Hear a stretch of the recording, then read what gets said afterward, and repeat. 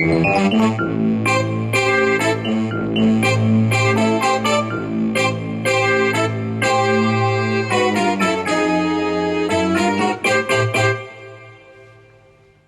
welcome to episode 116 of the Frank and Stan chat. And for those of you watching on the video, you can see that Stan and I have a guest.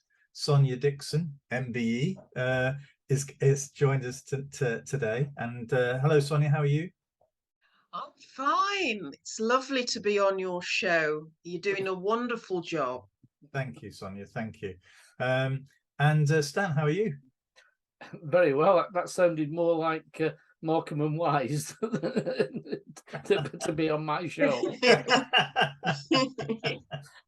I'm good. It's been pleasant weather. I am ruled by my new iPhone watch, which means I'm walking more than I've ever walked in my life. Good man, good man. And actually, we're recording this while Manchester United are playing Leicester City. Yes. which wasn't part of the plan, I don't think. Anyway, I'm recording it, so I don't want any reference to the score, so I can watch it. Another one's gone in. Another one's gone in. Okay. Sonia, for those people who don't know you, can you just give a little sort of summary as to the sort of stuff you've done and what you're involved in? Yes, I come from a book background. I'm qualified librarian. But I also am qualified in supporting and guiding leaders through recovery in one thing or another, enabling them to find those positive anchors again, so that they can have the vision, they can have the imagination and the transformation necessary in education, and also in well-being and diversity and relationships within the school and out of school. And with the traumas that have been going on for the last 2 years and more, especially true for school leaders, I think there needs to be a shift in how we handle the education system. And we don't want to lose talented and caring leaders and teachers now. Stan, I mean, we've spoken about this a few times, haven't we? Yeah, I think they've been, again, even through the pandemic, were undervalued, and they're the first ones to be criticised. I think I said in my letter to the schools that we support that I think school leaders and school staff have been absolute heroes for the last 3 years and almost unrecognised. Absolutely. And I love the ones that are putting messages on LinkedIn, saying how well their school's doing. It really gives such encouragement and inspiration to others. Yeah. I mean, I think it's difficult for me. I don't know how you two find it, but actually having not got the responsibility of a school anymore, you know, I can only sort of try and relate to it by talking to colleagues about what it feels like. But personally, I think it's been difficult for me to really get under the skin of some of these issues because I'm not facing them on a day-to-day basis. You know, I'm sitting a little bit away from it. And in a way, I felt sometimes as if I'm hoping that the support I've offered has been well received, but actually it's not embedded in sort of reality. It's sort of like somewhere. And I don't think anything I've went through as a head is anything like what these colleagues have had to go through the last 3 years. So, absolutely. I think the pandemic has awakened something even more huge than ever possible. It's like an industrial revolution. A huge change in education, and they need the people in place to make it work for them. They need head teachers now are doing such complex jobs and they need that support, they need that guidance. And it's no longer the thing to have just a PA to help them, a personal assistant. They need that external alignment with a coach of some sort to Yeah. help them externally. I think that's what you do, isn't it, Stan? Some of you and your colleagues are involved in some of that. We do advise. The company provides that school improvement advice, but certainly a lot of it is listening and talking and agreeing and persuading. And I would say, in my experience, I won't speak on behalf of the people who work for me, but in my experience, a lot of it is affirmation. To be able to say to somebody, yeah, I think that's what you're doing is right, and what you're doing is good, and what you're doing is what you're supposed to do. Because in a lot of schools, there isn't anybody there to do that role. Yeah. And as we go less and less to local authorities, more and more to MATs, I'm not sure that's been built into the culture yet. It hasn't, absolutely. It's a new way of working. It used to be reserved for the celebrities coaching. Celebrities had it all then. They had it. They had the advisors, they had the mentors, the coaches that would ask them deep, meaningful questions. But for us in society as it is, now it's evolved into a more critical thing that schools need to have embedded into their system, so that the head teachers won't feel alone. They will feel hopeful, not just hope, but know that their system will work for them if they have somebody to guide them, help them, support them along the way, as a critical component, to see their blind spots as well. Yeah. It's funny, looking back, I mean, I'm in my mid-60s and started teaching in 79, and I think got my first headship in 1988. And there was an advisor in the local authority at the time who, when they pointed something out and it sort of rolls past you, but then an hour or so later, the full weight of that then starts to sort of drift into your brain. And and I think of that colleague who actually was very gentle, very I think very kind, understanding person, but had an edge as well. So it wasn't an easy. I knew it was never going to be an easy chat, but it was always going to feel as though I was going to get something from it. And I was going to feel better after it as well. Yeah. That's what it's all about. Okay, well, let's move on to what's caught our eye this week, because we've been going for 10 minutes already, so we'll not have time for this. So, Stan, what's caught your eye? For me, it's been the cost of energy and the impact that's going to have on schools, and more importantly, the silence from the DFE on what idea they've got to do anything about it. Yeah. And it's not as if it's oh well, this is going to be an extra few £1,000s that a school has to find. We're talking even in a small MAT, we're talking millions here, and that kind of money just isn't. I know what'll happen at some point. Somebody will say, "Oh, but schools have got millions in reserve." Yeah, that's not every school, and it's not most schools. There are some schools with a lot of reserves. There are many schools with no reserves, and I just don't know what they're going to do. And I know I've seen, reduce your staffing. Well, can you reduce? Can you say to somebody you're redundant because the energy price has gone up? In terms of the contract, does that work? I don't know. And the other thing that I'm puzzled with, that again, because it's the way my brain works, I think, is, well, what happens if schools just say, I can't afford to pay it, so I'll not pay the bill? I'll tell the energy companies, like they advise you, that we can't pay, and what happens next? Because I think for local authority schools, I know the schools pay the bill, but all they do really is sanction the local authority to pass the money over. So if schools say, well, we're not going to sign that bit, what happens? What happens to the local authority? What does somebody come and turn the power off for a school?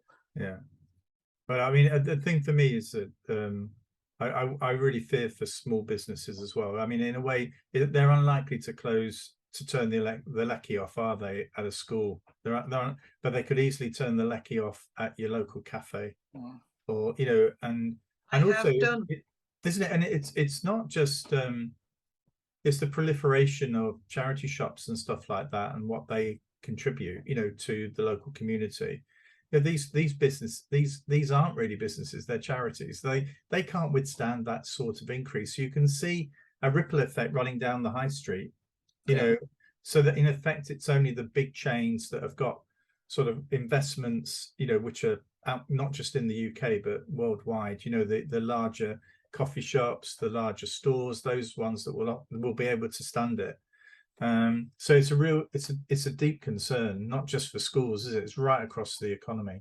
Yeah, but there is a way of saving money. That's the Prime Minister on his possibly his final news broadcast. I'm not sure. I can't have many. Has told the country that if you buy a new kettle, you can save yourself £10 a year on year, which means in 3 years' time you'll have broken even. No, I think it's the new Martin Lewis. He's the money-saving expert. Yeah, buy a new kettle. Fantastic. I know. I think Boris wants to come back. Yeah, I think he's got his little strategic plan to come back in.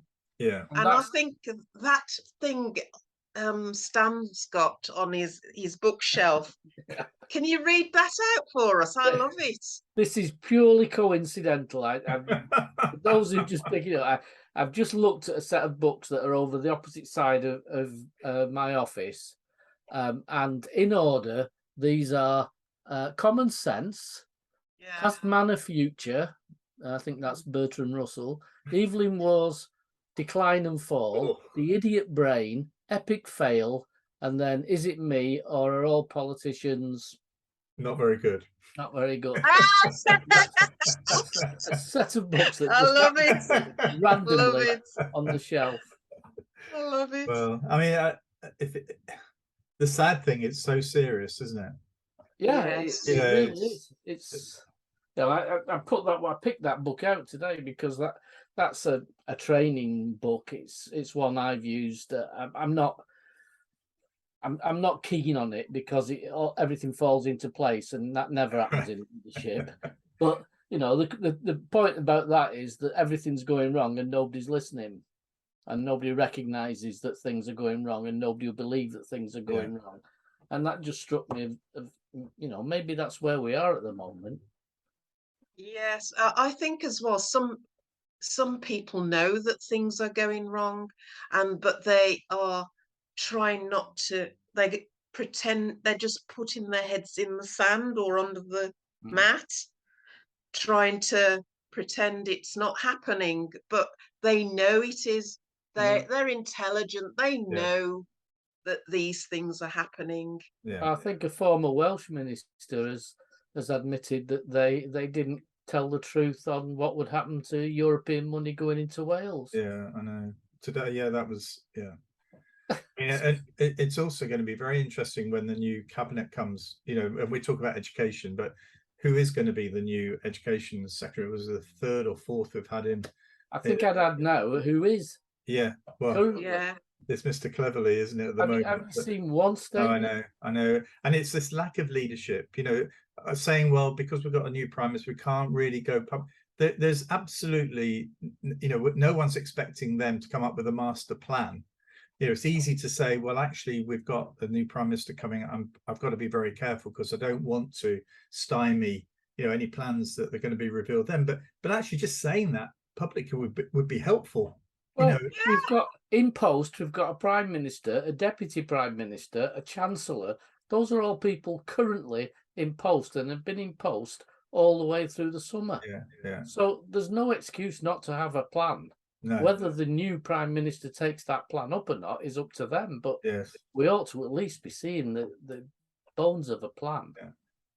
Anyway, silent on the Western Front at the moment. Silence, and then say yes to everything in the leadership debates. yes. Whatever anybody from the audience says, what about? I mean, apparently Liz Truss has said she'll look at speeding. I know. The, speeds on the roads. Yes, I know. We'll have a look at banning speed limits. Well, don't you think, Greg? It's like when you interview for a senior leadership post somebody who's not yet ready, and the sort of enthusiastic, want to give you the answers and everything, but get it wrong by saying, "Oh yeah, well yes, we could do that. Yes, we'll do that, and I'll change that." And you just think, right, okay, Right. Sonia, what's caught your eye this week? The dinner lady, you know, she was taking money off the children, the admin person taking money off the children, and them not having enough, the children not having enough money to pay for their meals, and she had to say no to them. I don't think that's the way of a country that's rich, a very wealthy country like the UK, having that sort of response to children who are going hungry. And I like the fact that I think you mentioned, you and Frank and yourself, Stan, mentioned that there could be the universal free school meals ingrained into the system for every child as a solution. Well, my solution for that would be to take it out of the education budget altogether and put it in social care. So it's actually a social. So it's not about schools having to do it. It's about a social care that provides meals for all children up to the age of whatever age you decide to do. That sounds brilliant. That does. Have the government thought of that one? The government wouldn't even do it in the pandemic in a week for a week at half term. Well, I think I've said this story before, but when I worked for Ofsted, I was responsible for a year or so for hosting international visits, and so we had a visit from Copenhagen City Council, and I remember saying to them, they asked, well, how much money does what proportion of the education budget goes on education? I thought it was quite an interesting question. So I said, well, what do you mean? I said, well, in Copenhagen, I'm not sure if this is true now, but they said whatever education gets, social care gets. So the view being that we've worked out that actually there will always be children who need a lot of additional support. You know, if we're going to keep youth justice under, or youth offending under control, if we're going to make sure that everybody has a chance to contribute to society in a meaningful way, we know that there are some families that will always struggle. So we must make sure that we invest in those families, in those communities, because we know that the savings are going to come down the line. And so they were saying that often social care would give back funding. So the budget was set equally, but social care didn't need as much. So that used to come back into the pot. But I thought, what an interesting way of tackling this, you know, in terms of where the greatest need is, that's where we're going to heavily invest. Not in the universal thing. You should tell this to whoever's the leader. Those are nice little pointers there. I know. Well, you know. What about the shareholders, though? Yeah, where's our profit? Where's our profit? You know, a lot of this goes back to something. I think it was Rupert Murdoch said that as a business, there's millions and millions of pounds to be made out of schools. Yeah. And you know, from then on, if it's a business, is a school run like a business, or is it run as a charity or enterprise? Those are the sort of, some schools are private, they're a business, aren't they? Well, we have some state schools trying to be private schools. Yeah. Oh, right. You know, so whether they try and set themselves up to look like one, you know, and actually, it was really interesting. Johnny Utley, the CEO, a great deal of Time For, he tweeted this week that his daughter, I think, and some of her friends they didn't secure a high enough grade at GCSE. I think they got a 7 at GCSE, which wasn't enough for them to automatically get a place on the science course at A level at that school where they currently are. And I'm thinking to myself, hang on a minute, that, you know, because a 6 or a 7 is a reasonably good result, you know, but actually this is their school. So in effect, you know, this is how in effect a school can make itself look so much better, you know, in terms of its A-level performance, you know, simply by manufacturing that sort of, you know, that sort of admission requirement. Now, I know many schools do that, and actually, if you're in that school, you know, to me, that school should be doing everything it can to keep all of those children, you know, on its journey, if those courses are right for that child, on their journey through to 18. You know, not this idea of, well, I'm sorry, folks, your grades weren't good enough. There's a nice college down the road that might take you if you go and say, please, you know. You know, terrible. I've noticed that schools are really for children to learn. They are. It's about learning. Yeah. It's not really about, you can have an exam and you can get A's and B's and all these stars and all this stuff. But it's about learning. That's what, and teachers do a good job of that. When they learn, they can take that knowledge and work it in life. But as you said, it has to be subjects that are going to help them. Well, Sonia, you've led into what's caught my eye this week, because for me, I noticed that the government have appointed Baroness Deborah Bull, an ex-ballerina, to chair a project that's looking at a cultural development plan for the country. Now, I seem to remember that Sir Kevin Collins, the recovery czar, who, when he asked if he could have £15 billion, was then told, don't be ridiculous, that plan, we're going to have to go back and look at that plan again. But an element of that plan was around opening up cultural opportunities for children who actually had these opportunities, you know, stopped in a way.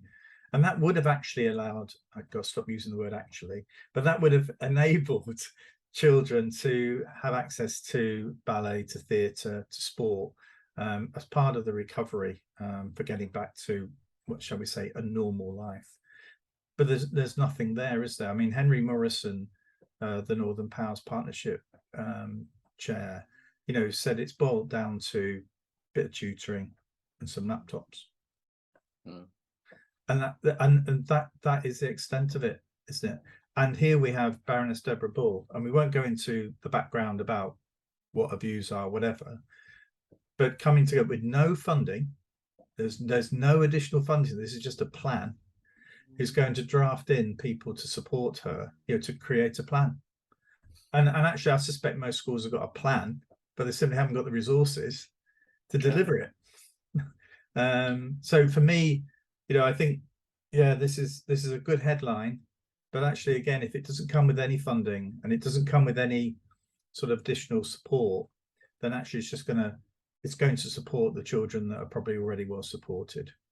Yeah, and what happens again, Frank, as always, is you only get the rights to enjoy this cultural experience when your maths and English are at a certain level, and your school's maths and English are at a certain level, and then you can afford to do the other things. Well, so I fear for the disadvantaged if we've got a national plan, because it will not include the most disadvantaged, or it will, but not at a level that actually levels up.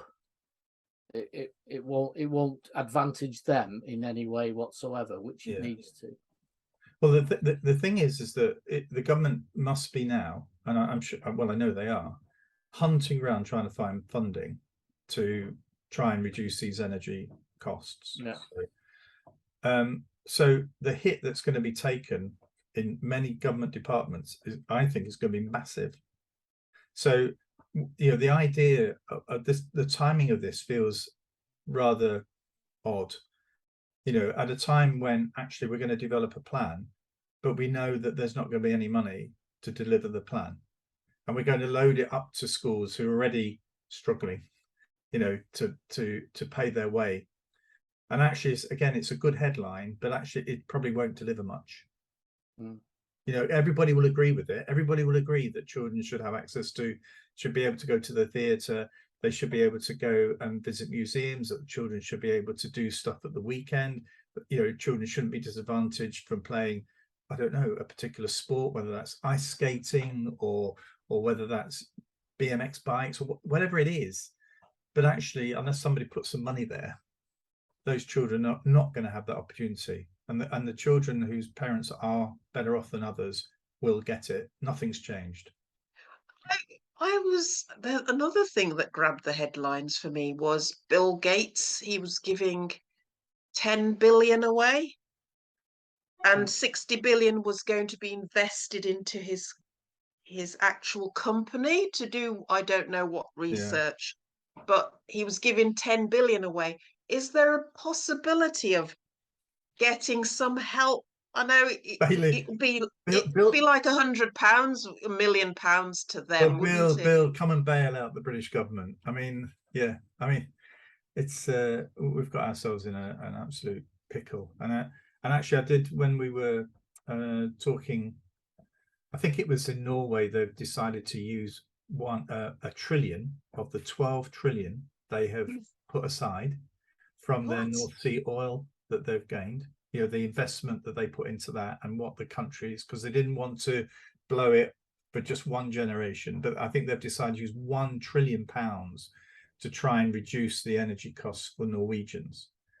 You know, and actually they're looking here at a longer term strategy. Very easy, you know, I can imagine our government would throw everything at it. You know, that'll get us back in next year, you know, or the year after. Right. What we're doing, all these, and you know, even the opposition's sort of idea of how you do it just gives money to the energy companies to reduce prices. Well, not long ago we were saying, you know, there was a feel of maybe renationalizing the energy companies, but that was going to cost, I think it was 2.8 billion, and therefore far too much.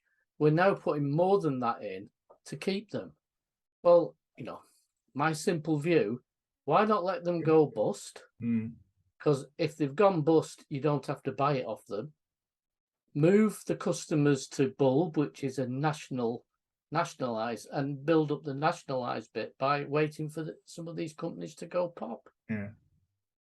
This maybe that's what they're doing. Well, I'm not sure this government would do that for one reason or another. But it's just, you know, I mean, in a way, the again, coming back to schools, it was that conversation that I had with Luke, which was, you know, how many children are not able to swim now? What's the impact now on the primary schools and the children? You know, are they getting extra swimming lessons? Well, I can tell you something for nothing, Frank. It costs a lot of energy to keep a swimming pool open, so they're going to go. Yeah, true. The heating. Yeah. It's a lot of money. That's where all the money goes in that, to keep the water at a certain temperature. Just to say though, I remember, and I didn't learn to swim until I was in my 20s, primarily because I went to school in Southend and there was an open air swimming pool on the seafront. And there wasn't an indoor swimming pool in Southend at the time. So that's why I found it quite tricky going swimming in March and having to change in the changing rooms on the side. I don't know whether the water. Did you have a note from your mum every week? Frank? Every week. Anyway. Oh, Frank can't do that this week. Can't. Oh, signed, that was so, I used to hate it. I used to hate it. Was it like signed riding a bike as his well? Mum, Frank? Was it signed his mum? Because you'd written it. We used to try and do this on the back of the bus. We used to catch a #2 bus from Basildon to Southend, and those of us in, say, year 8 would go up to the year 11s thinking they had a bit of a better handwriting style than us, to try and get them. So we would give them sort of like what the equivalent of 5 or 10p to write a note for us. But you'd invest in the note, but then you read the note yourself and realised there's no way That's not going to work. but it was the only thing you could do, you know. The Anyway. teachers can see. Yeah. Actually, can I just say that on this chat, we didn't have it last week, the theme tune, and the theme tune's written by an ex school friend of mine, Brick. And I asked Rick if he'd come onto the show to be a guest. And he said, no, I'm far too shy for that. And I found that quite sort of interesting when I had that communication with Rick, because he's a fantastic keyboard player, plays guitar, he organizes, you know, sort of bands and whatever. He's more than happy to be on the stage, but actually that's where he feels comfortable.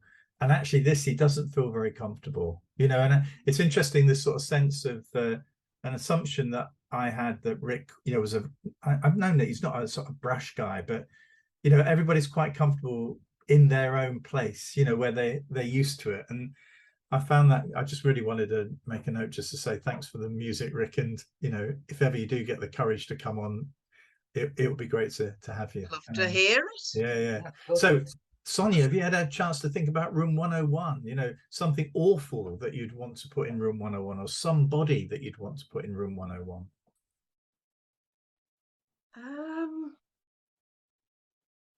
Stan, you could do a little talk about something. In Room 101? What am I going to put in 101? On your own, Stan. It'll get great reviews. Yeah, because you've got that with all to do that. So, Stan, you're in Room 101. I'm in Room 101. You're going to be, you're going to get loads of people. Yeah, other people who don't want to be, who should be in Room 101. I can think of a few politicians, and actually I have to say, one or two senior leaders I've worked with as a teacher who I would want very happily put in Room 101 at the time. It's not a horrible room. It's a room for me. For me, Room 101 is to tell people what it is. Oh, I see. All right. Right. So it's not a banishing room. It's a solution room for me. Oh, I see. Oh, right. Now I understand why I'm there. I'm more than happy to be in Room 101 now. Anyway. Yeah, it's a 101 room is a room that you really tell it as it is, but then you've got that solution. Well, and you lot have got solutions that you can help heads with, you can help senior leaders with, and you can help politics with. And that's that. I don't know enough. No, Stan, I have to say though that I remember I think I've said this before, you get 116 editions, you know, it's easy to sort of just repeat things. But I do remember I was doing some work with some civil servants, and they were saying, we've got to try and get this through, you know, we've got to get this across, you know.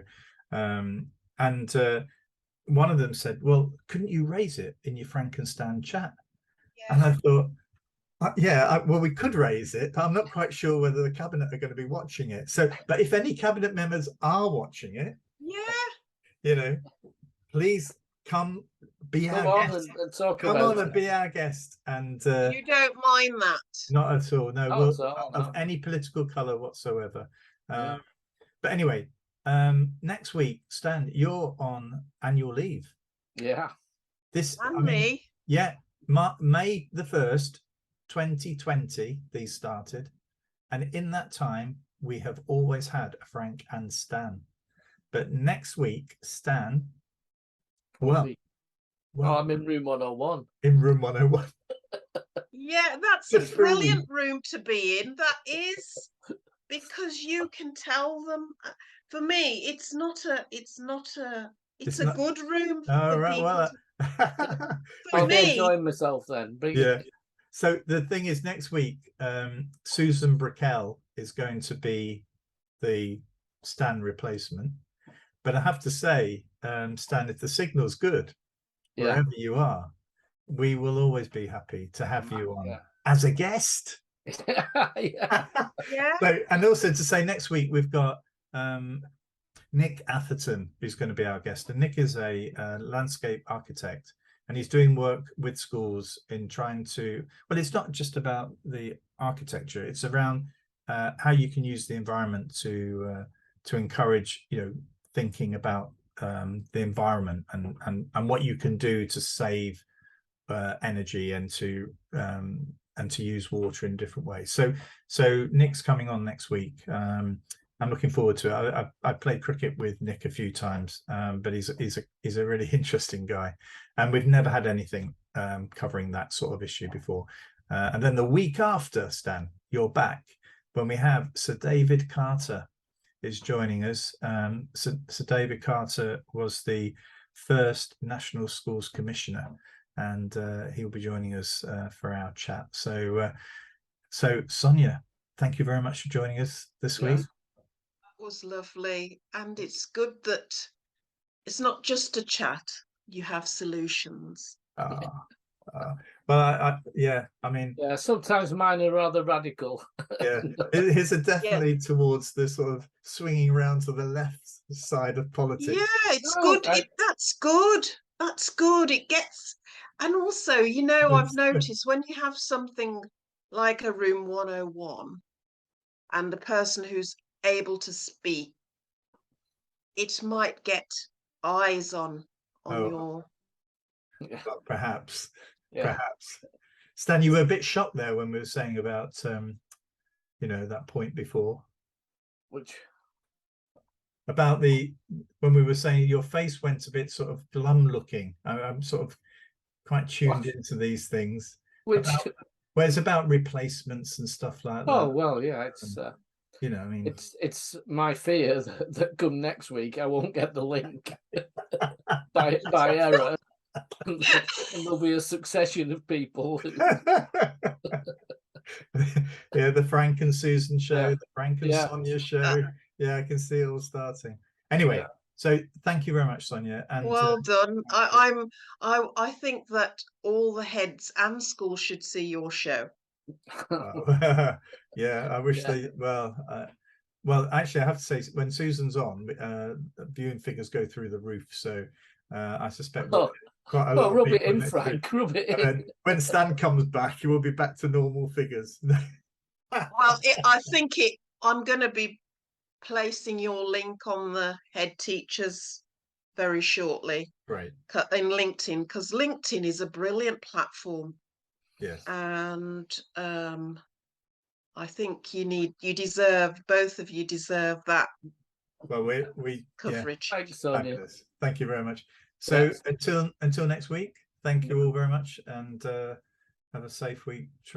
Next week, will we know? Yes, we'll know who the new Prime Minister is. Well, you think so? Well, they're already talking about a coup, so I don't know how long she's going to last. But anyway, till next week. Thank you all very much. All the best. Take care. Yeah, thanks, Sonia. All the best. Bye-bye.